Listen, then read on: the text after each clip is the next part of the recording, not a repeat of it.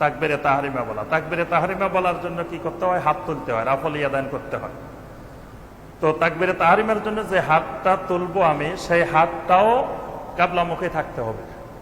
এখন হাত কত দূর উঠবে? হাত উঠানোর হাদিসে দুইটা জায়গা বলা হয়েছে, দুইটা সীমানা। একটা সীমানা হাজওয়া মানকাবাইহে, মানে কাঁধ বরাবর।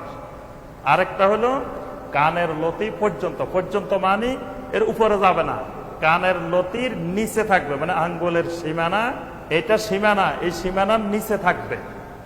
এই ক্ষেত্রে খেয়াল রাখতে হবে আমার হাত আঙ্গুল সব কিবলামুখী থাকবে, সামনের অংশটা একটু বাঁকা করা থাকবে, মানে একেবারে এমনি থাকবে না। এমনি থাকলে তো আঙ্গুল কিন্তু পিছনের দিকে চলে গেছে। বাস এভাবে তুলে কি বলবেন? আল্লাহু আকবার। আল্লাহু আকবার বলে হাতটা কোথায় রাখবেন এটা একতলাফি বিষয়। 4 মাযহাবের মধ্যে এটা নিয়ে বিশাল একতলাফ আছে। বাঁধার ব্যাপারে অনেকগুলা জায়গা আছে। কেউ কেউ বলছেন গলার নিচে, কেউ বলছেন বুকের উপরে, কেউ বলছেন পেটের উপরে, কেউ বলছেন নাভির নিচে। তাহলে জায়গা কটা হলো এখানে? 4 জায়গা। আলহামদুলিল্লাহ, এটা ফরজ না ওয়াজিব না, বাধ্যতামূলক কোনো বিষয় না। আপনার মনে যেখানে সুবিধা লাগে, বা আপনার যে শাইখের অনুসরণ করেন, যে আলেমের ইত্তেবা করেন, সেই আলেম যদি আপনাকে বলে যে পেটের উপরে রাখো, পেটের উপরে রাখবেন। যদি বলে যে নাভির নিচে রাখো, নাভির নিচে রাখবেন। কিন্তু আরেকজন পেটের উপরে রাখলে তারা টানে নিচে নামাই দিবেন না। উনি ওইভাবে রাখছে, উনি ওইভাবে রাখো, আপনি এভাবে রাখছেন এভাবে। এটা ইসলামের সৌন্দর্য, এগুলা হলো মাহাসানুল ইসলাম, এগুলো ইসলামের সৌন্দর্য। এগুলা যদি বাধ্যতামূলক হইতো তো নবী সাল্লাল্লাহু আলাইহি ওয়াসাল্লাম এটা নির্দিষ্ট না করে দুনিয়া থেকে যাইতেন না। নবী সাল্লাল্লাহু আলাইহি ওয়াসাল্লামকে আল্লাহ পাক দুনিয়ায় পাঠাইছেন দিন শেখানোর জন্য। তো রাসূলকে দিন অসম্পূর্ণ রেখে গেছেন? অসম্পূর্ণ রাখেন নাই। মানে এইটা এক জায়গায় নির্দিষ্ট করতে হবে, এটা বাধ্যতামূলক না, এই জন্য রাসূল নির্দিষ্ট করে দেন নাই। এই জন্য 4-5 জায়গা হয়েছে।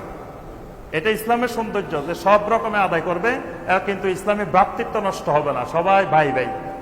কিন্তু একজন এক জায়গায় হাত বাঁধবে, হাত বাঁধার দ্বারা ভ্রাতৃত্ব নষ্ট হবে না। নবী সাল্লাল্লাহু আলাইহি ওয়াসাল্লাম হাদিসে বলছেন যে ডান হাতকে বাম হাতের জারায়ের উপরে, আলা জারাইহিল ইউসরা, বাম হাতের জারার উপরে রাখতে হবে। জারা কোনটা? জারা নিয়ে একটু একতলাফ আছে, মানে কবজির সাথে লাগানো এই অংশটা কি জারা হবে না? এটা তো আরবি ভাষাবিদেরা কেউ বলতেছেন যে এটা জারা, কেউ বলতেছেন যে এটা জারা। তো যারা এটা বলছেন তাদের মত হলো আপনি গলার নিচে হলে এইভাবে, যদি বুকের উপরে আলা সাদরিহি, বুকের উপরে হলে এইভাবে, পেটের উপরে হলে এইভাবে, নাভির নিচে হলে এইভাবে।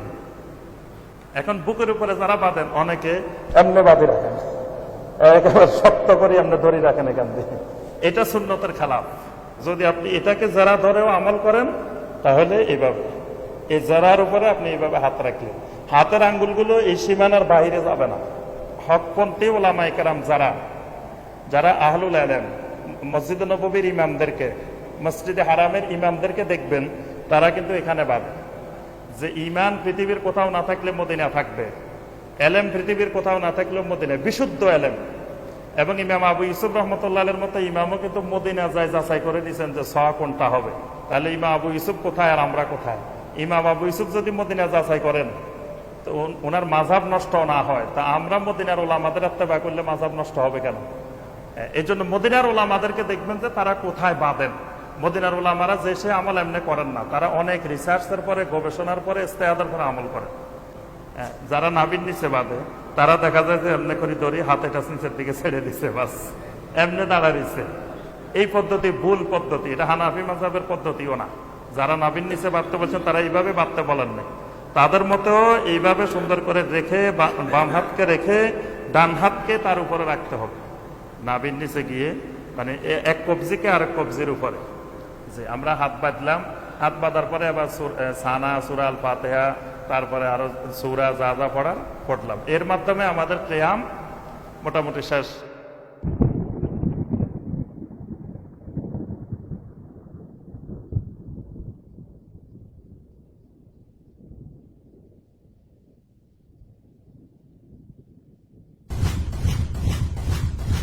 জাযাকাল্লাহু খায়রুন।